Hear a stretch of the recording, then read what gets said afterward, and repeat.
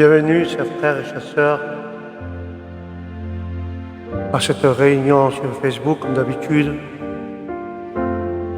Et aujourd'hui, nous sommes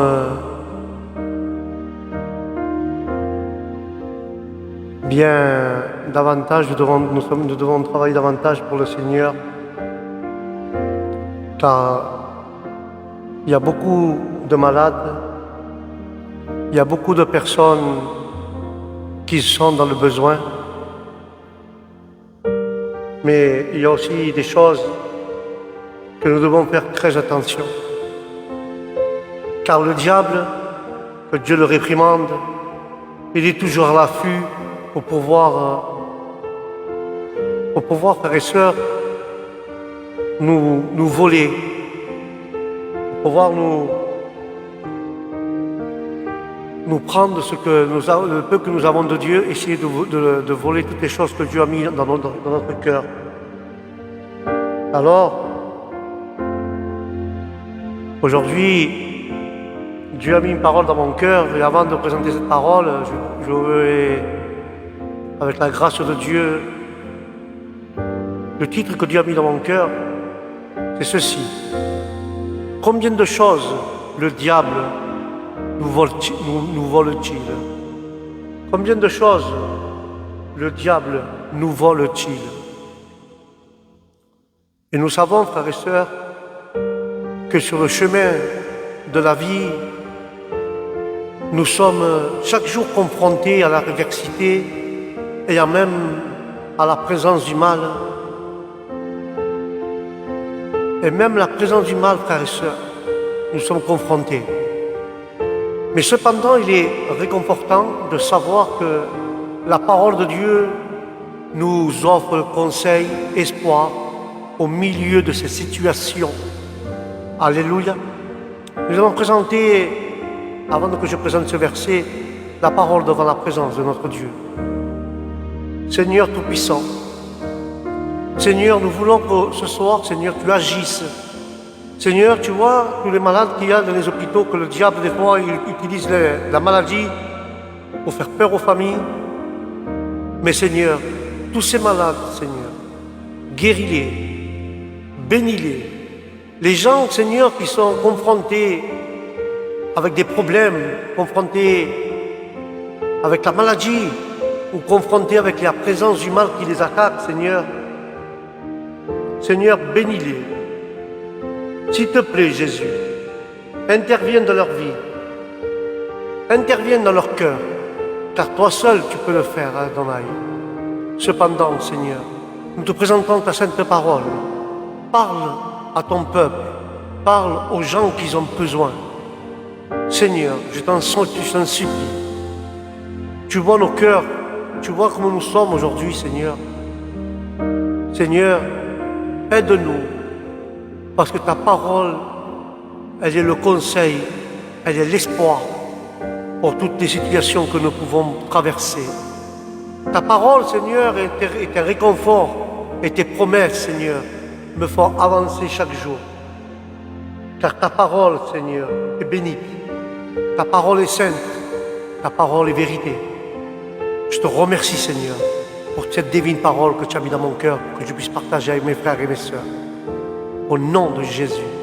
Amen et Amen.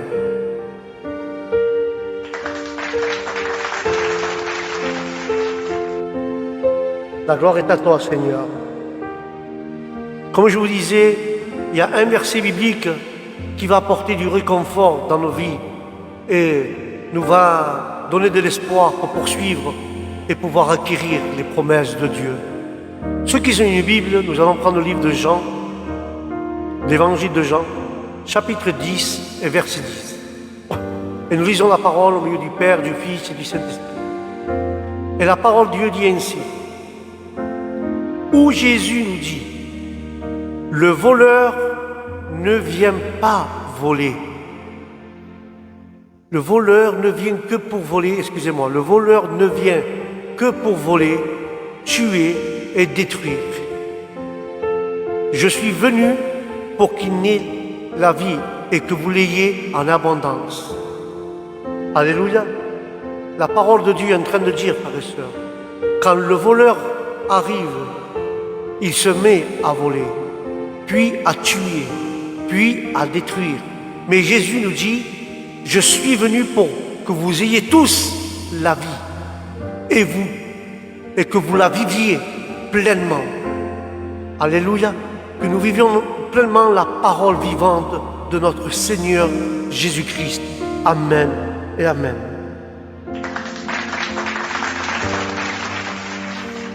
Ce message, frères et sœurs, ce verset, nous comprenons le contexte de notre vie quotidienne. Dans un monde marqué par l'incertitude et l'adversité, la promesse de Jésus nous rappelle que le mal n'a pas le dernier mot. Il oppose le but d'un voleur qui nous cherche à voler, puis à nous tuer et à nous détruire. Ça, c'est le but du diable. C'est lui le voleur. Mais le but de notre Seigneur Jésus-Christ, qui est d'apporter la vie, mais la vie en abondance. Et cette déclaration, frères et sœurs, elle est tellement puissante dans nos cœurs. Cette déclaration est tellement puissante que nous devons la souligner, car la nature généreuse de notre Dieu, qui démontre là son amour qu'il a pour nous et qui veut que nous soyons et que nous ayons une vie pleine, en abondance, au nom de Jésus.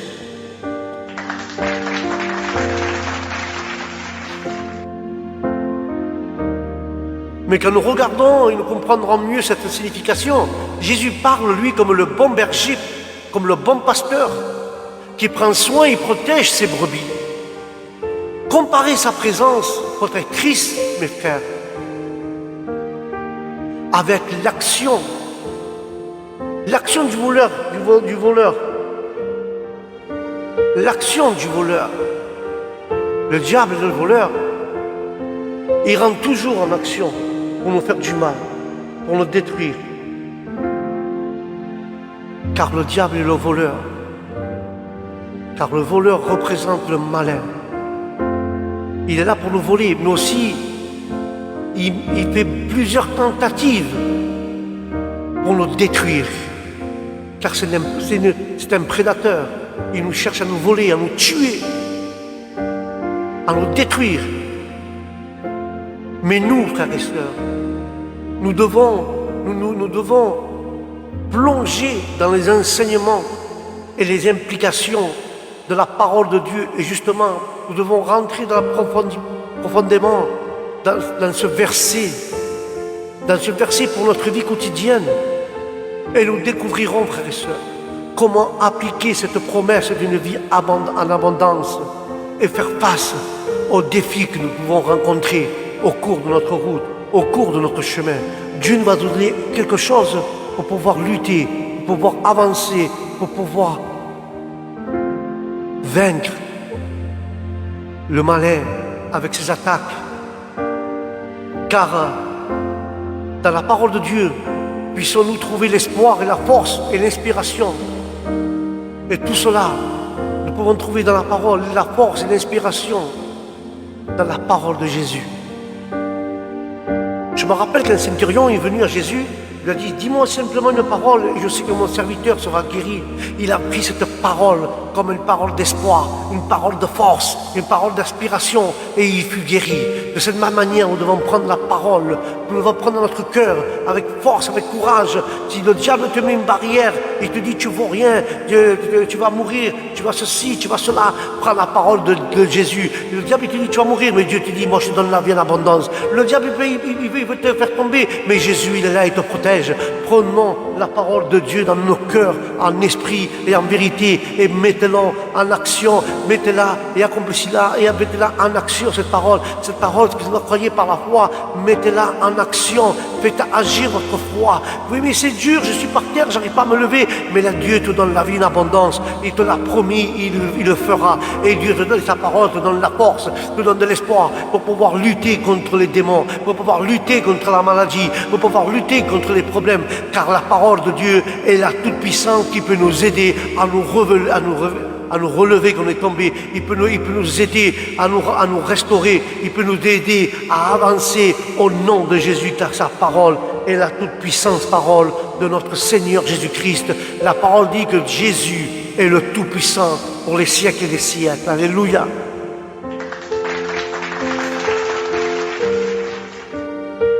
La parole de Dieu, frères et sœurs, il faut l'expérimenter. Car la vie en abondance qu'il a promise Jésus, il faut l'expérimenter, frères et sœurs. Et tous ensemble, nous sommes en train d'avancer dans le chemin de Dieu. Nous sommes en train d'avancer dans le chemin de notre Seigneur Jésus-Christ. Et quand tu avances dans ce chemin, nous découvrons des choses. Et quand nous lisons sa parole, nous devons la mettre en application dans nos vies. Car la parole de Dieu, quand tu découvres quelque chose dans la parole de Dieu, il faut même de suite le mettre dans ton cœur et de pouvoir l'appliquer, la parole de Dieu, dans nos vies. Ainsi, nous pourrons vaincre tout ce qui peut nous entourer, frères et sœurs. Car je vais te dire quelque chose, que Dieu réprimande le diable, car la menace du voleur, du diable,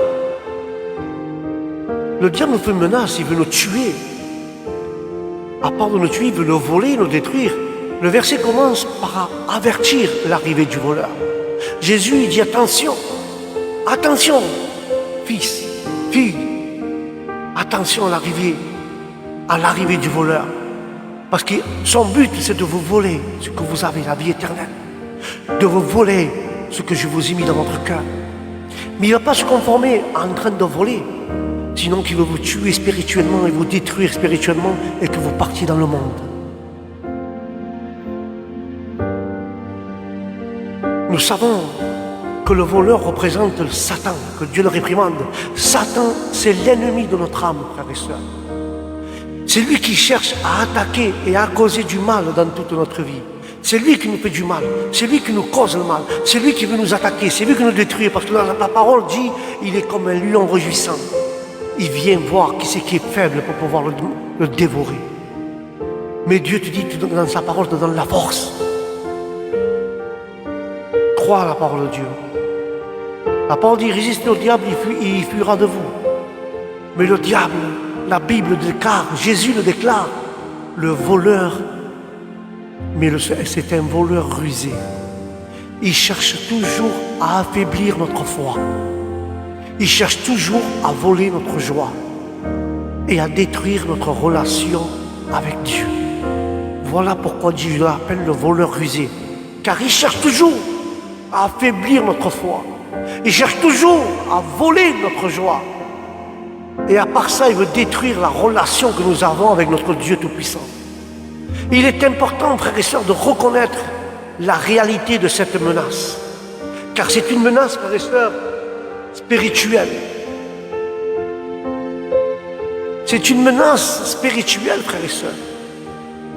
Et je vous promets que Dieu nous garde si nous croyons à sa parole.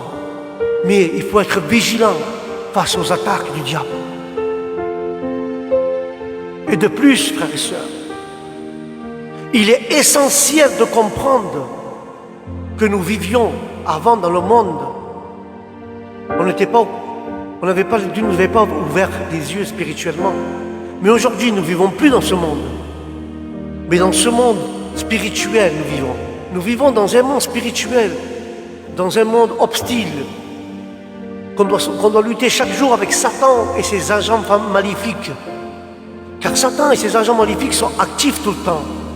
Car le verset que je vais vous lire maintenant dans le premier épître de Pierre 5, 8, il est écrit « Soyez sobres,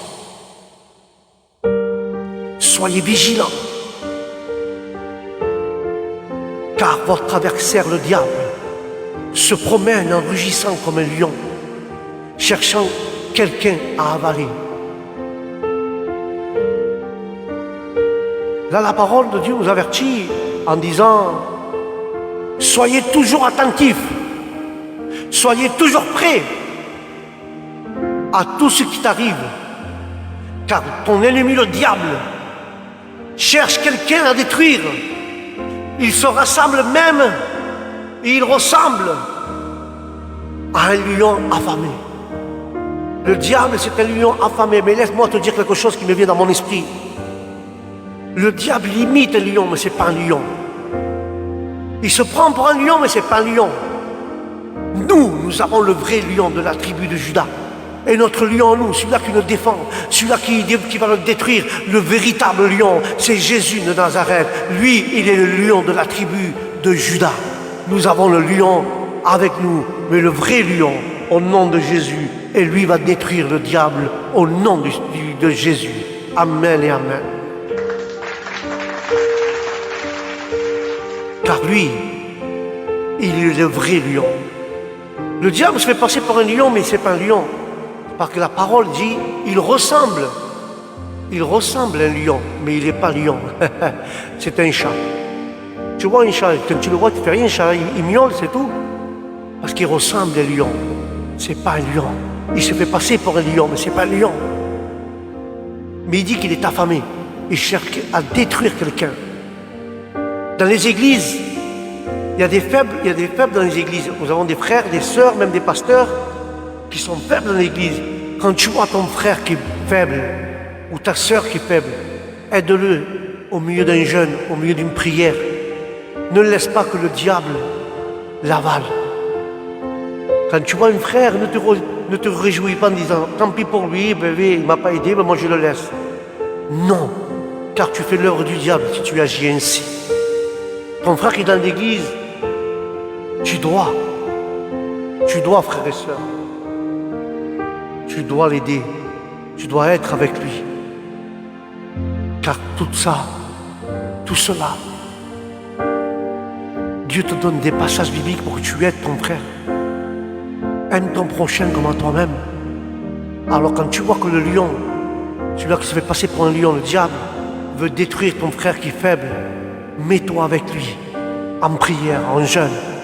Et l'union fait la force. Et avec Jésus au milieu d'entre vous, vous allez aplatir et détruire le diable au nom du Christ.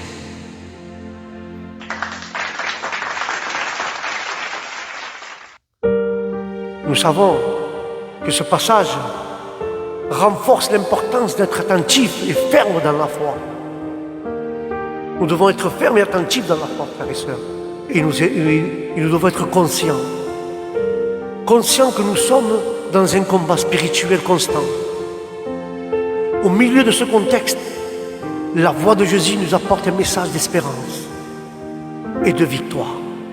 Car Jésus déclare, écoute bien frères et sœurs, je suis venu pour que vous ayez la vie, mais que vous l'ayez en abondance. Cette déclaration de Jésus révèle comme le sauveur et le pourvoyeur d'une vie pleine en abondance. Et il est là.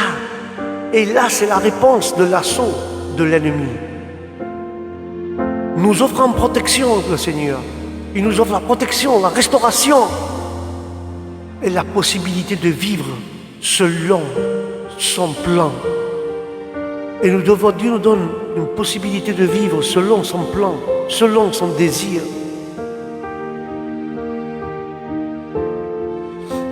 Avec ces vérités, frères et sœurs, nous devons comprendre que la stratégie de l'ennemi et comment Jésus nous permet de résister et de vaincre les attaques maléfiques. Nous cherchons à comprendre les armes spirituelles dont nous disposons. L'arme la plus importante, frères et sœurs, c'est la prière. Après, tu as l'étude de la parole de Dieu et le réconfortement et le renforcement de notre foi. Quand tu pries, quand tu étudies la parole de Dieu, ta foi va se renforcer, va être plus forte. Comme ça, tu peux, et que nous puissions, avec cette exploration, nous conduire à une compréhension plus profonde de la réalité spirituelle dans laquelle, frères et sœurs, nous sommes insérés et nous permet de vivre dans la victoire. Et nous marcherons avec Jésus de victoire en victoire, car Jésus l'a dit, c'est celui qui est avec nous, Jésus est avec nous, qui contre nous. Mais nous sommes plus que victorieux au nom de Jésus. Et nous marcherons de victoire en victoire au nom du Christ. Amen et amen.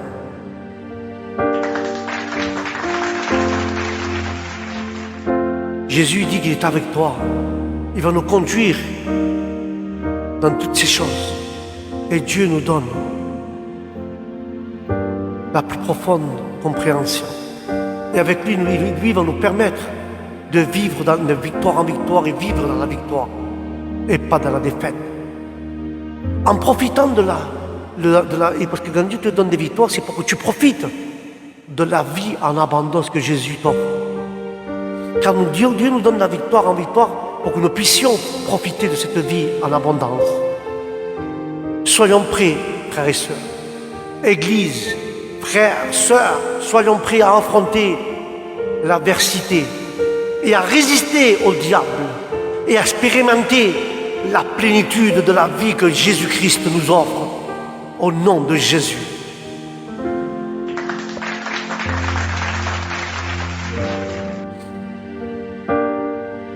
La promesse, frères et sœurs, la promesse d'une vie en abondance, malgré la menace du voleur, il existe, frères et sœurs, une puissance promesse d'une vie en abondance en Jésus-Christ.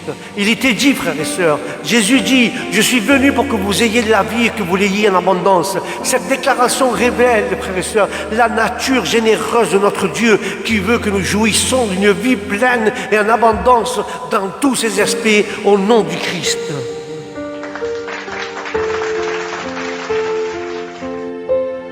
La vie en abondance en Christ va au-delà des circonstances extérieures. Cela fait référence à une qualité de vie. C'est une vie pleinement et pleine de buts et pleine de paix et pleine de joie, pleine d'espoir. Voilà la qualité que Dieu veut nous donner, une qualité de vie pleine de buts, pleine de projets, pleine de paix, pleine de joie, pleine d'espoir, même face à l'adversité, même face au diable qui nous met les bâtons dans les roues. Mais Dieu nous offre cette qualité de vie, malgré le pays, malgré les problèmes, malgré tout ce qui peut nous arriver au cours du chemin. Dieu veut que nous vivons pleinement cette vie pleine, que nous la vivons pleine avec Jésus, pleine avec sa parole. Nous devons nous remplir de sa parole, pour nous remplir de la foi, nous remplir des prières. Et ainsi, nous pouvons vivre une vie pleine avec Jésus, une vie de paix, une vie de joie, une vie d'espoir.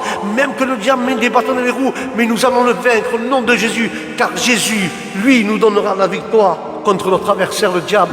Au nom de Jésus, amen et amen. Dieu veut nous donner la paix, la joie, l'espoir, même en face de l'adversité.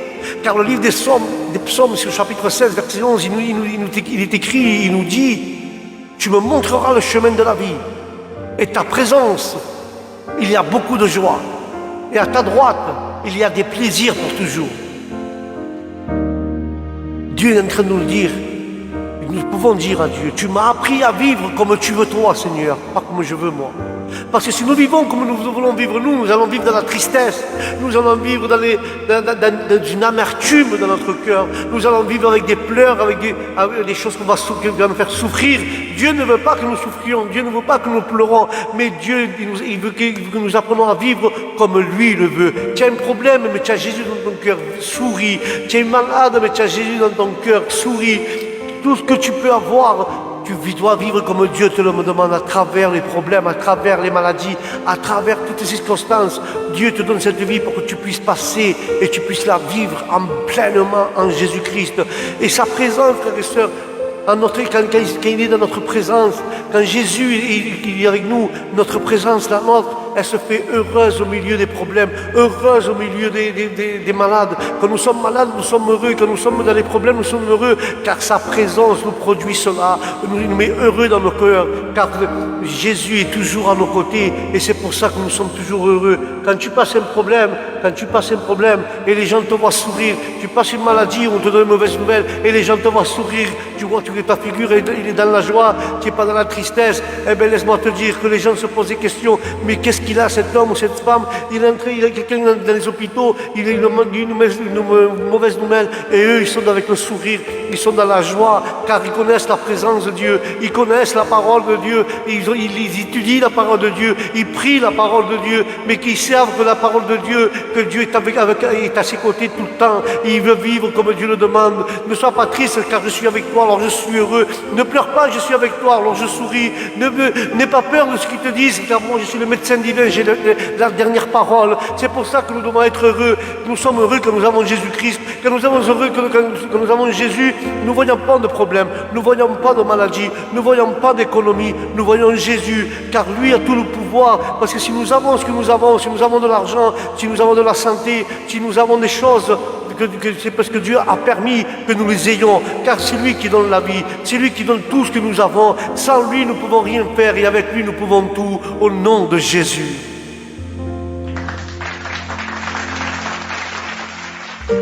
La parole dit, en sa présence, on est heureux, car on est à côté de lui et nous sommes tout le temps heureux. Mais ce passage du psaume parle de la vraie joie, de l'épanouissement trouvé dans la présence de Dieu. Lorsque nous sommes en relation avec lui et nous recherchons sa volonté, frères et sœurs, nous sommes remplis de joie. Et quand nous expérimentons la joie qui vient de la communion avec notre Créateur, nous sommes heureux, nous sommes épanouis quand nous vivons cette communion avec lui. Et quand nous vivons cette communion avec lui, que nous sommes heureux, nous avons une vie en abondance en Christ. Que cette vie va nous pousser à vivre avec amour et générosité. C'est cette vie qui va te pousser à être généreux et à avoir de l'amour dans ton cœur. Car Jésus nous enseigne dans le livre de Luc, chapitre 6, il dit « Donnez aux autres ce que l'on a, ce qu'ils ont besoin, et Dieu vous donnera ce que vous avez besoin. » En vérité, frères et sœurs, Dieu nous donnera à la mesure que vous donnerez aux autres. Si vous donnez du blé, vous recevrez un sac plein de blé. Lorsque nous vivons dans un cœur généreux, disposé et partagé, et on partage avec les autres, nous sommes bénis avec une mesure en abondance et de bénédiction et de grâce. Dieu nous demande d'aider ceux qui sont dans le besoin, de donner à ceux qui sont dans le besoin. Si tu as, comme Jésus a dit dans sa Bible, si tu as 2 vêtements, donne-lui un à ton frère. Si tu as 2 chariots, donne-lui un chariot à ton frère. C'est ça qu'il nous demande, Dieu, de la générosité pour les frères et les sœurs. Et ainsi, Dieu, que si tu as un cœur généreux, si tu es disposé à partager avec tes frères, tu vas être béni en abondance de bénédiction et de grâce. Mais malheureusement, il n'y a pas beaucoup de monde comme cela. Car Dieu, c'est notre provision divine, frères et sœurs.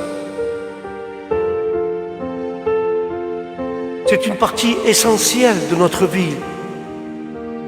La provision divine, c'est une partie essentielle de la vie en abondance en Christ. Et la provision divine, frères et sœurs, lorsque nous mettons confiance en Dieu, nous avons la provision divine. Et la provision divine, quand nous avons cette confiance, elle répond à tous nos besoins, qu'ils soient physiques, émotionnels ou spirituels. Car la promesse d'une vie en abondance inclut la fourniture de tout ce qui est nécessaire à notre bien-être.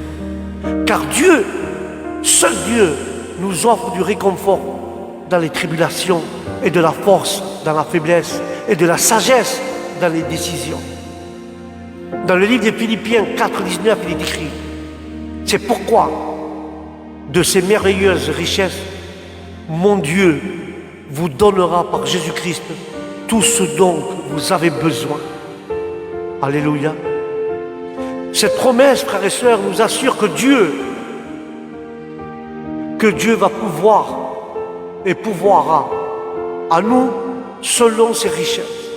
Il va nous pouvoir à tous nos besoins. Et ce passage nous rappelle que Dieu, frères et sœurs, que Dieu est notre fidèle pourvoyeur. Il est notre pourvoyeur, notre fidèle pourvoyeur, et que nous ne manquerons de rien. Car le livre de Psaume le dit. L'Éternel est mon berger, et je ne manquerai de rien. C'est pour ça que ce passage nous rappelle que nous ne manquerons de rien lorsque nous serons en communion avec lui. Mais cependant, frères et sœurs, tant que tu es en communion avec lui, tu ne manqueras de rien. Mais le jour que tu perds la communion, tu manqueras de tout. C'est pour ça que le diable veut détruire ta communion. Il veut te voler cette espérance, cet espoir, cette provision divine. Voilà ce que le diable veut voler, pour que tu sois affaibli.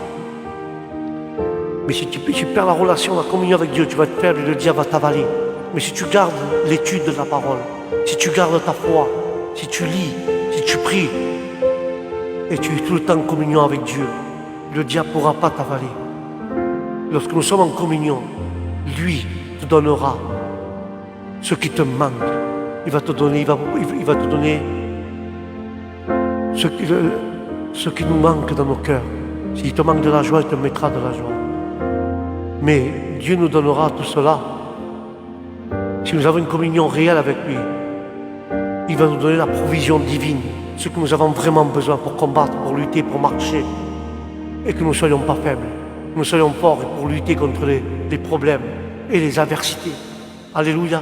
Car en Dieu, quand nous avons communion, nous avons la force, nous avons l'espoir, et Dieu nous restaure.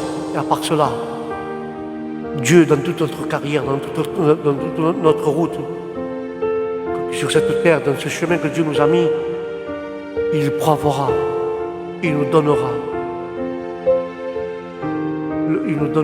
les provisions nécessaires, les provisions divines qui nous manquent dans notre âme pour pouvoir avancer et vaincre toutes les adversités au nom de Jésus.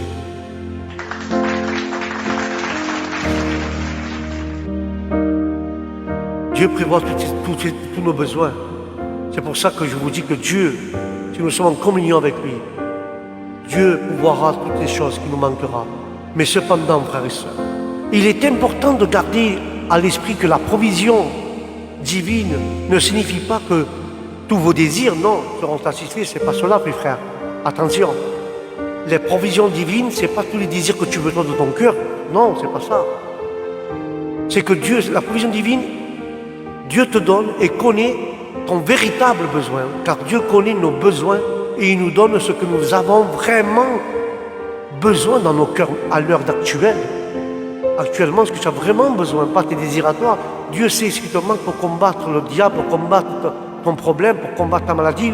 Dieu connaît vraiment ton besoin, il va te donner vraiment ce que tu as besoin en ce moment. Et vraiment bon pour nous. Et ce qui va se donner Dieu va être vraiment bon pour nous pour pouvoir avancer et pouvoir recevoir cette vie et profiter de cette vie en abondance en Christ et enraciné. Mais pour avoir cette vie en abondance, il faut être enraciné dans la confiance et la soumission à la volonté de Dieu. Tu veux profiter de la vie en abondance, frères et sœurs? Alors, laisse que Dieu te donne ce que tu as besoin dans ton cœur pour que tu puisses vivre cette vie en abondance et que tu sois enraciné dans la confiance de Jésus, dans la soumission du Christ et faire la volonté de Dieu. Et ainsi, tu pourras être enraciné dans la vie en abondance si tu es dans l'obéissance et dans la confiance et dans la soumission et dans la volonté de Dieu. Ainsi, tu pourras profiter de la vie en abondance. Amen et amen. Ouais.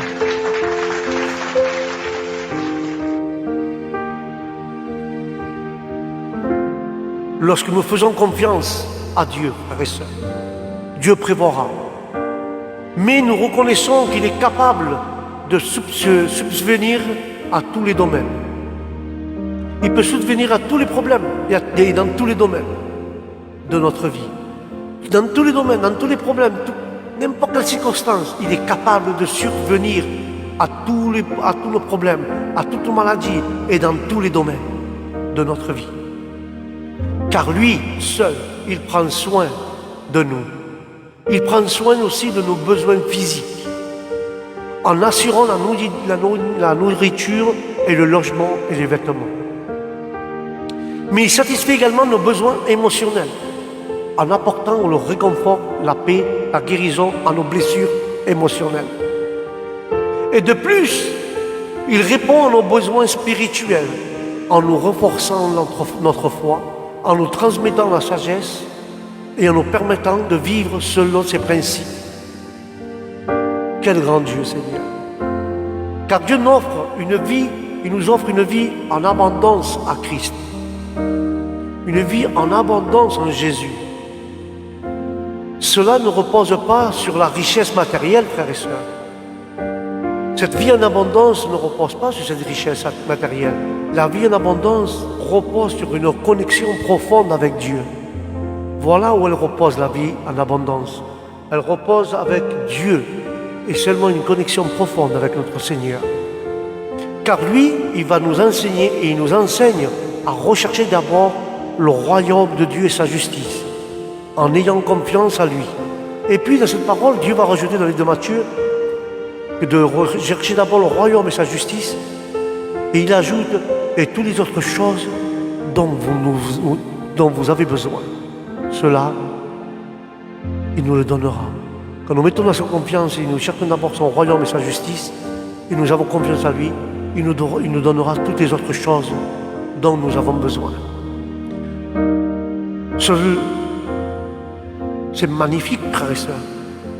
Cela nous libérera d'un souci excessif. Ça nous libérera d'un souci excessif de toutes choses matérielles, où ça va nous orienter vers la recherche d'une relation intime avec notre Créateur. Dieu dit, les oiseaux ne sèment pas, ils ne travaillent pas, mais Dieu pourvoit pour eux, ils ne meurent pas, Dieu donne à porter à manger à ces oiseaux-là. Ne vaut pas-tu mieux qu'un oiseau? Dieu se préoccupera de te donner à manger. Dieu s'occupera de te donner un travail. Dieu s'occupera, je ne sais pas, frère et soeur, pourquoi je parle dans cette base, mais Dieu me met dans mon cœur. C'est une personne qui n'en peut plus, qui n'a pas de travail, qui n'a pas pour manger, qui n'arrive pas à payer son loyer, qui est dans sa maison, il n'y a rien qui va, il va mettre la clé sur la porte, des fois, le diable te pousse même à te suicider parce que dans ta vie, tu n'y arrives pas, tu es détruit. Alors laisse-moi te dire quelque chose cet après-midi. Laisse que Dieu te donne à manger, laisse que Dieu te trouvera un travail, Dieu va t'habiller, Dieu va faire quelque chose, je ne sais pas comment il va faire, mais tous les gens que tu dois de l'argent, tous tes créditeurs, ou tous les crédits qu'il y a, lui, il va faire quelque chose, que les banques vont t'aider, que tu vas croiser des personnes qui vont t'aider à ne pas perdre ta maison, ton logement, et tes enfants, toi, ta femme, vous allez vivre dans le même logement, ou un logement mieux que celui-là, car Dieu a tout préparé. Mais confie en Dieu, confie à cette vie en abondance. Dieu me te dit, lui te donnera ce qu'il te faudra. Mais laisse-moi te dire, ne te préoccupe pas pour ne pas payer ta lumière ou ton loyer ou ta maison, ce que ce c'est. Dieu veut s'occuper de toi. Dieu va s'occuper de toi. Dieu, toi tu connais Dieu, celui-là que je suis en train de parler, tu connais très bien Dieu, mais tu as baissé les bras, tu as baissé ta garde, et le diable, il est là pour t'avaler, il est là pour te détruire la relation avec Dieu. Ce que je te demande, c'est que tu te mettes à genoux là à l'instant, et tu demandes à Dieu pardon, et qu'il te redonne ta vie en abondance, qu'il te redonne la joie, qu'il te redonne la paix, et que tu puisses avoir de la force pour pouvoir battre, pour pouvoir lutter contre cela. Mais laisse-moi te dire que ce soir, Dieu va t'aider. Si tu n'as pas de travail, Dieu va te donner un travail. Aujourd'hui, tu ne manges pas à ta faim, Dieu va faire quelque chose pour que tu manges à ta faim. Je ne sais pas qui va mettre des personnes, tu vas croiser des personnes que tu n'as jamais vues dans ta vie, ou avoir des relations avec des autres personnes qui vont t'aider, mais Dieu va te donner à manger, Dieu va te donner un logement, Dieu va te donner de l'argent pour que tu puisses vivre, que tu puisses pas avoir des pensées mal, que tu puisses pas avoir des pensées que ça va t'empêcher de chercher Dieu, des machines excessives. Ah, je ne vais pas y arriver. Dieu va te laisser, alors il va te mettre la paix dans tes pensées, que tu puisses vivre une vie en abondance et ne te perds pas de soucis. Car tu veux mieux qu'un oiseau, Dieu t'apportera toutes ces choses. Si tu te mets en connexion avec le Père, tu te mets en vraie connexion avec lui, tu vas avoir une connexion réelle. Mais à part que tu vas avoir une connexion réelle avec Dieu, à part cela, Dieu va t'aider, il va te donner cette vie en abondance, tu auras la paix, la joie, tu vas guérir et Dieu va te remettre sur pied et tu pourras prendre ta parole et tu pourras retomber dans le chemin et tu pourras lutter contre les adversités de ton problème et tu pourras lutter contre les attaques du diable car Dieu te donnera la force pour pouvoir le détruire au nom de Jésus de Nazareth.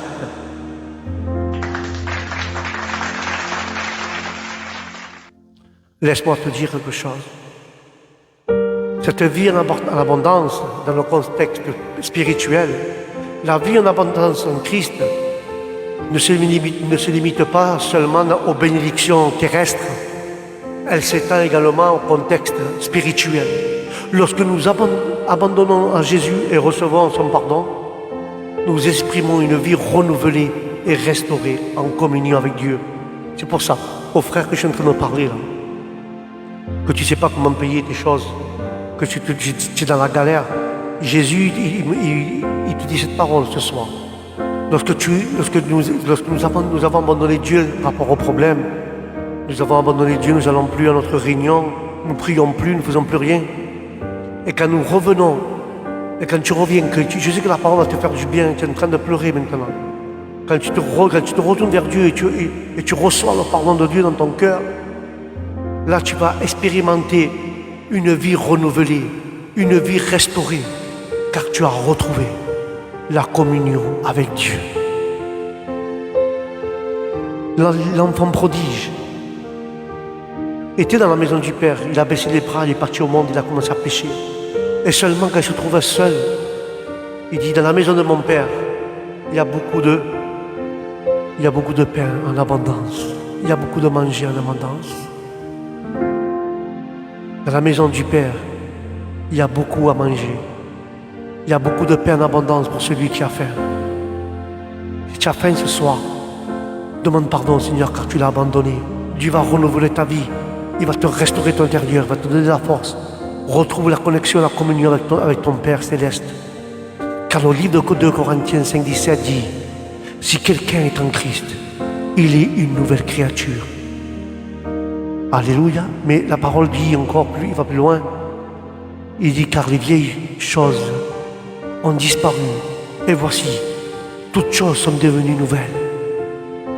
Car ce passage met en évidence la transformation qui se produit dans notre être, dans notre corps, dans notre esprit, lorsque nous devenons disciples de Jésus. Nous sommes libérés de la domination du péché et nous recevons une nouvelle nature en Christ. Car la vie en abondance dans son contexte spirituel implique également une communion intime avec le Saint-Esprit. Car le Saint-Esprit qui nous donne du pouvoir, nous guide, nous fortifie. Car Jésus a promis d'envoyer le Consolateur qui est le Saint-Esprit pour être avec nous et nous enseigner toutes ces choses.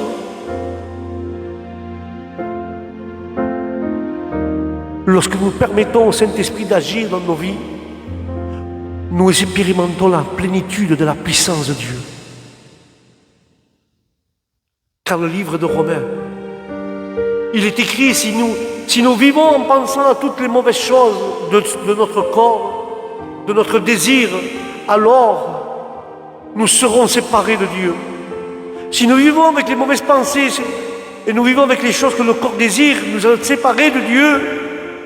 Car le corps aime le péché, mais Dieu, lui, il n'aime pas le péché, il aime le pécheur.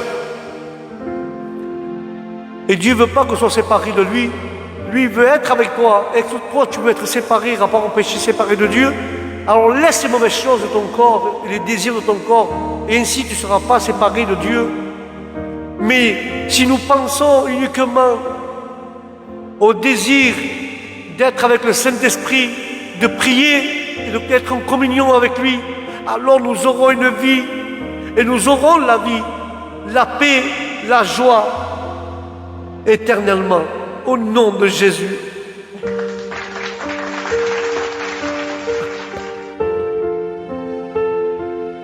Ce passage, frères et sœurs, souligne l'importance de vivre selon l'Esprit de Dieu, en mettant de côté les œuvres de la chair, en s'abandonnant et en se laissant abandonner à sa volonté, à la volonté de Dieu. Lorsque nous soumettons au Saint-Esprit, nous faisons l'expérience d'une vie et de paix. La paix qui ne peut être trouvée qu'en Christ.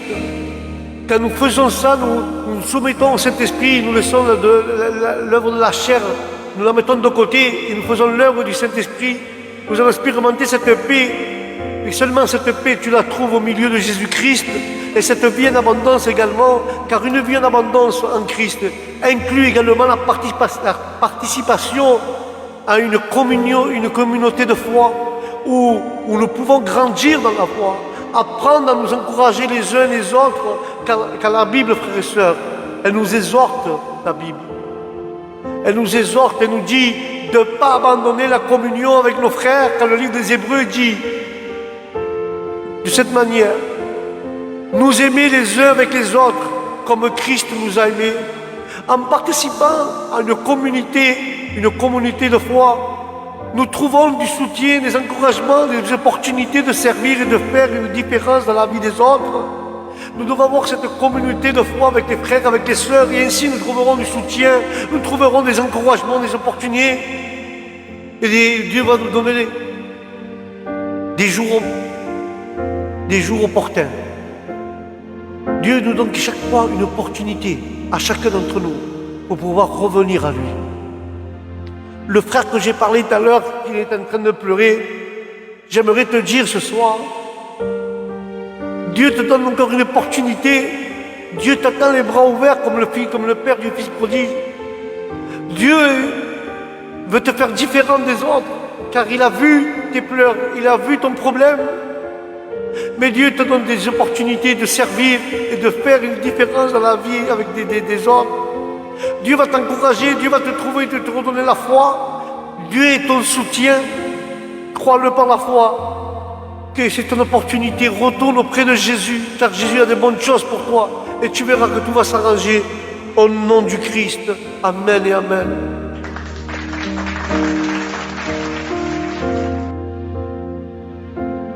La vie en abondance, frères et sœurs, dans le contexte relationnel, la vie en abondance en Christ se manifeste également dans le contexte de nos relations.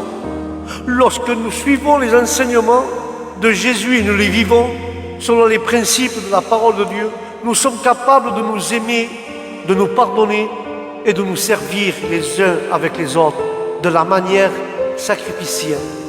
Car le livre d'Éphésiens 4,32, il nous exhorte. Que dit-il ce livre? Il dit cela. Soyez bons et compatissants les uns envers les autres, vous pardonnant les uns aux autres comme Dieu vous a pardonné en Christ. Ce passage, frères et sœurs, souligne l'importance du pardon et de la compassion dans la relation interpersonnelle. Lorsque nous nous efforçons de vivre en harmonie et dans l'unité, nous bénéficions de la relation saine et enrichissante en Jésus-Christ. Amen et amen.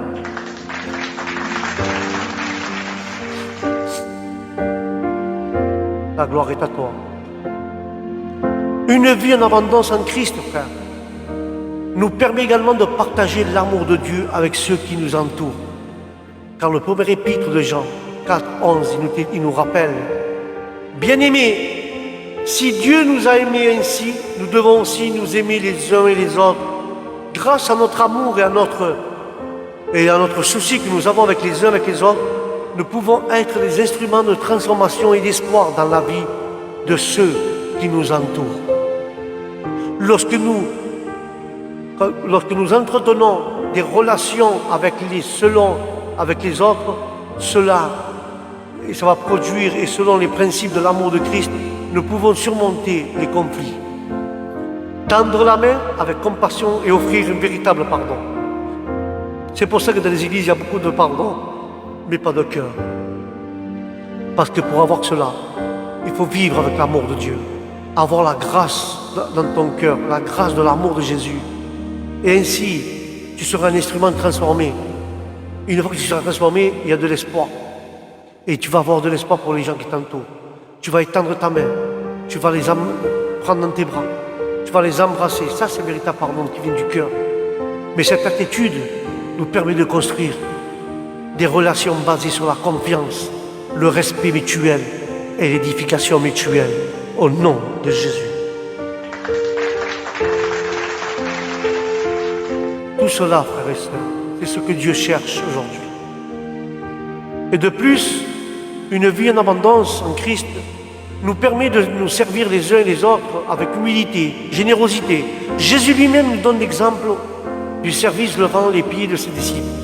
Il lava les pieds à ses disciples. En imitant son exemple, nous sommes appelés à nous servir les uns avec les autres en recherchant le bien-être et le bonheur des autres avant nos propres intérêts. Jésus, il le montre en lavant les pieds des disciples. Il n'a pas lavé ses pieds. Il n'a pas montré, lui, le premier, non. Avant, je suis venu pour servir ceux qui sont dans le besoin. Frères et sœurs, nous devons servir en premier vraiment ceux qui sont faibles pour pas que le diable les avale. Ne souris pas, ne sois pas égoïste. Aide ton prochain comme à toi-même. Ne laisse pas que le diable puisse avaler ton frère et qu'il parte de l'église, il se perd et le diable il a mangé. mais avec ta prière, avec tes jeûnes, avec ton aide, avec ta générosité, tu vas aider le frère à vaincre ses adversités et vivre une vie pleinement avec toi en Christ. Seulement tu peux être un instrument de Christ fait selon la promesse de Dieu, au nom de Jésus.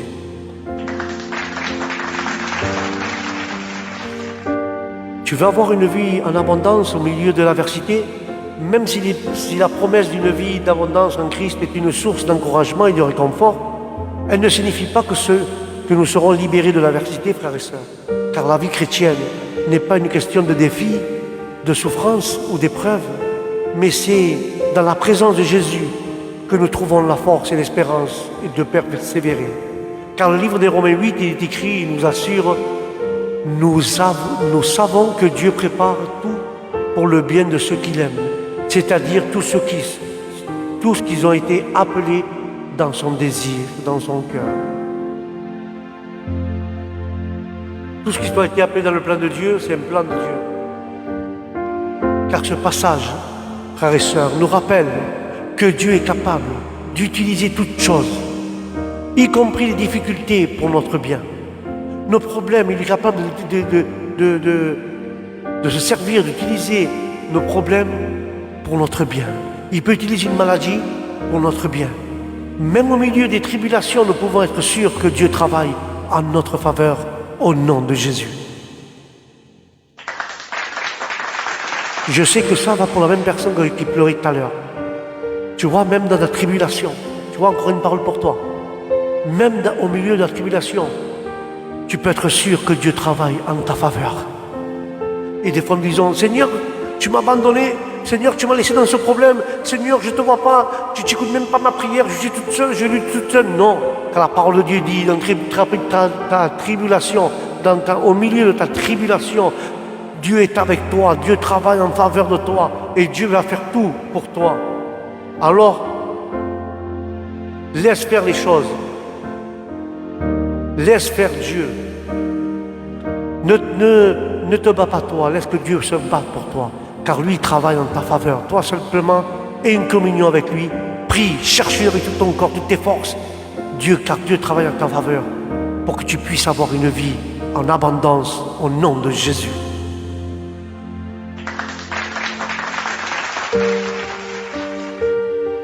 Une vie en abondance, frères et sœurs, en Christ nous permet d'affronter l'adversité avec courage et foi. Car Jésus a promis d'être avec nous à tout moment et de nous fortifier dans notre faiblesse. Car le livre 2 de Corinthiens, au chapitre 12, 9, il est écrit « Ma grâce vous suffit, car ma puissance s'accomplit dans la faiblesse. » Alléluia. Mais Dieu m'a répondu. Il m'a dit, mon amour est tout ce que tu as besoin. Tu n'as pas besoin de richesse, tu n'as pas besoin de te battre, tu n'as pas besoin de rien, tu as besoin que de mon amour pour battre toutes ces choses. Tu as besoin de mon amour. C'est ça que tu as vraiment besoin dans le cœur, c'est ça que nous avons besoin aujourd'hui dans les églises, entre frères, avoir de l'amour les uns pour les autres. Dieu a dit, ma puissance se manifeste dans la faiblesse. Dans la faiblesse se manifeste la puissance de Dieu. Si nous avons de l'amour, de la compassion dans notre cœur envers Dieu, Dieu va se manifester dans ta faiblesse.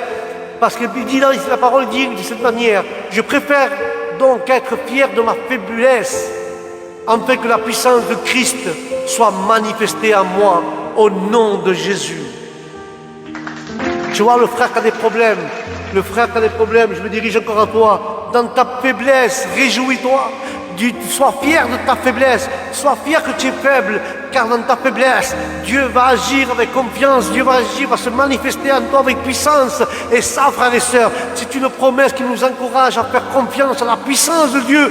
Lorsque nous nous sentons faibles et découragés, la puissance de Dieu va se manifester en toi et va détruire ce qui veut te détruire. Il va bénir, ceux qui te maudissent, Dieu va les bénir, mais Dieu va te bénir. Les gens qui te maudissent, Dieu va les bénir. Mais laisse-moi te dire quelque chose, dans ta faiblesse, Dieu va manifester sa puissance et cette puissance va te donner du courage. Sa puissance va te donner de la force. Cette puissance va te relever. Sa puissance va te faire être encore un enfant de Dieu. Et cette puissance va te faire marcher dans le chemin et dans la vie pleinement, dans l'abondance que Dieu veut t'a offert. Tu la récupères et tu la restaures au nom de Jésus, car Dieu se manifeste avec, si la personne a confiance en Dieu, la puissance se manifeste, car ça va t'encourager, tu vas avoir de la confiance en Dieu, alors que la puissance de Dieu se manifeste au milieu de nos faiblesses, au milieu de nos problèmes, au milieu de nos maladies.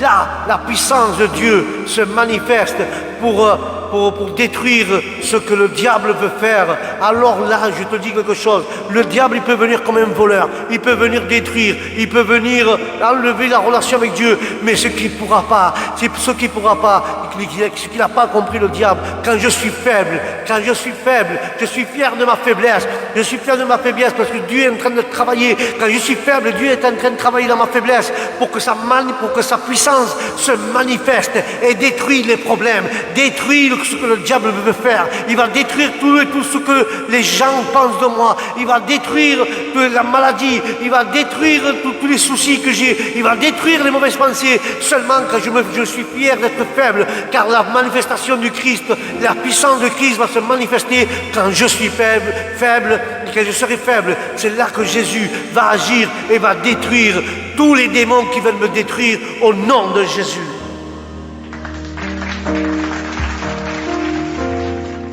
Mais cette promesse nous encourage, frères et sœurs, à faire confiance à la puissance de Dieu, même lorsque nous nous sentons faibles et découragés.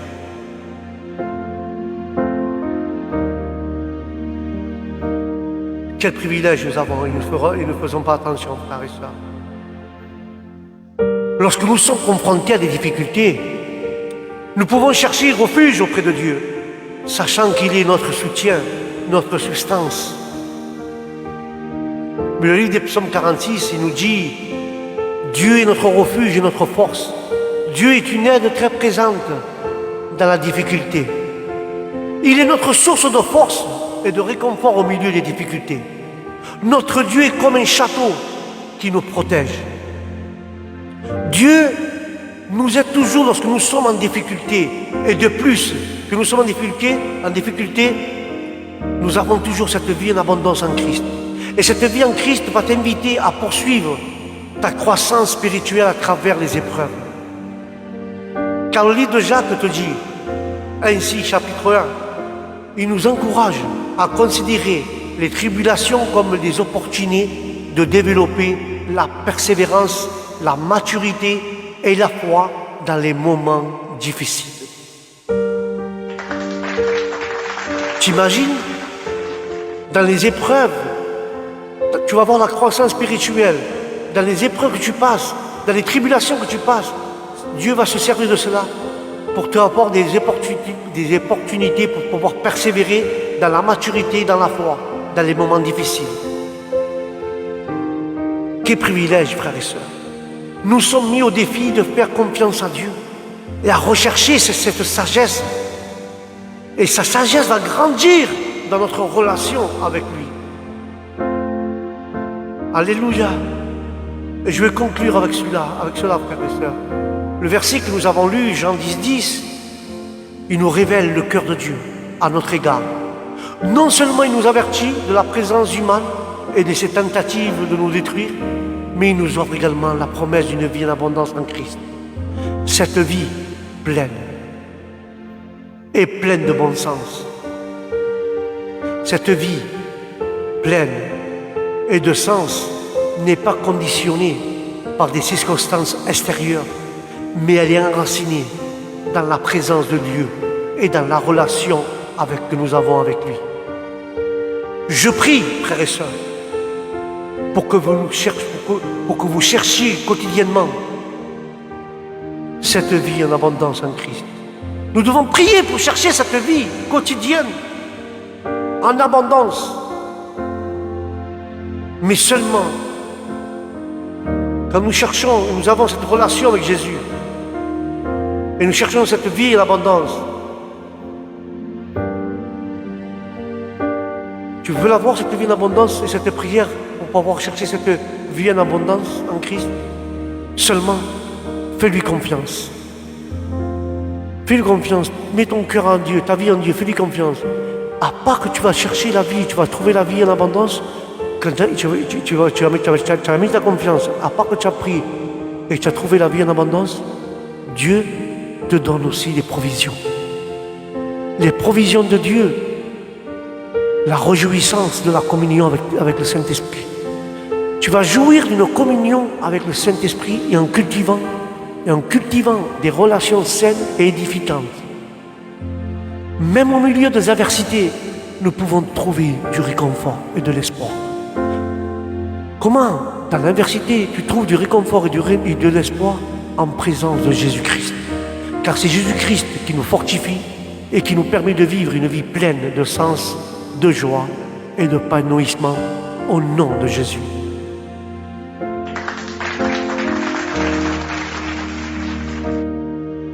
Mais laisse-moi te dire, en étudiant la richesse de ce verset et de ces passages qui accompagnent ces versets, nous comprenons que la vie en abondance en Christ englobe tous les domaines de notre existence.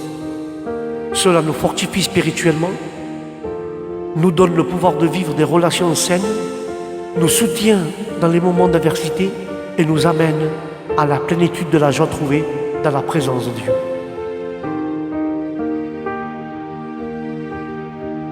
Écoute, frères et sœurs, toi qui m'écoutes, que Dieu fasse que ce message nous incite à rechercher une vie toujours plus profonde en Christ et en trouvant en lui la véritable source de la satisfaction, de but et d'espérance. Puissons être transformés par la grâce de Dieu, vivre selon les enseignements de Jésus et partager l'amour du Christ avec le monde qui nous entoure.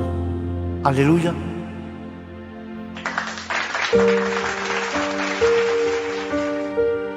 C'est important tout cela, frères et sœurs. Que la promesse d'une vie abondante en Christ soit une réalité vécue dans notre vie quotidienne et éclaire le chemin et remplit nos cœurs de gratitude et de louange. Et puissons être, frères et sœurs, des témoins de la puissance transformatrice du Christ dans nos vies. Étant lui lumière et sel pour le monde, reflétant la gloire de Dieu dans tout ce que nous faisons, frères et sœurs. Nous devons donner le reflet de ce que nous faisons envers Christ. Car en Christ, frères et sœurs, seulement en Jésus-Christ, nous trouverons la vraie vie en abondance. Que cette vérité puisse être imprégnée dans nos esprits, dans nos cœurs et dans nos actions. Et que cette vérité nous conduise dans un voyage de croissance spirituelle et d'épanouissement dans tous les aspects de la vie. Que Dieu vous bénisse. Amen et Amen.